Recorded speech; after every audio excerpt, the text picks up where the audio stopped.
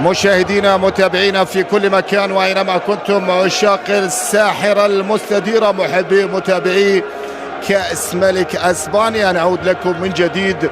نجدد اول وثاني. جولة اولى كانت فوز بهدفين مقابل هدف على يونيون غونزاليس، الفينسو جيسيس وجيلاردو البرتو المغربي يوسف النصيري اللي نبارك له ايضا مركز رابع في كاس عالم ماضيه اخيره ومونديال الدوحه الاخير اللي استطاع فيه المنتخب المغربي ان يرفع رؤوسنا كعرب كمسلمين في هذا المونديال، ان يتحصل على مركز رابع. واصله عند توريس اقصد يوسف النصيري اللي نبارك له ايضا مركز رابع في كاس عالم ماضيه اخيره ومونديال الدوحه الاخير اللي استطاع فيه المنتخب المغربي ان يرفع رؤوسنا كعرب كمسلمين في هذا المونديال، ان يتحصل على مركز رابع. واصله عند توريس اقصى اليمين خطيره، ولا كره الى خارج ارض الملعب،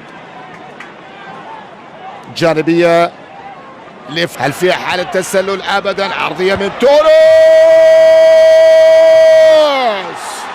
الله الله الله، يوسف النصيري طيران. تسد في عام 1902 كينجز. اللاعب البرازيلي يضحك، محاولة وعرضية،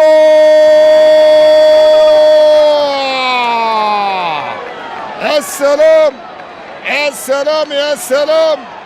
عارك لامينا صاحب الثلاث خطأ، الثاني ممكن ممكن ممكن ممكن ممكن جول. لا لا لا لا لا، جولين اثنين في غمض. الثالث نصيري ممكن تمريره ولكن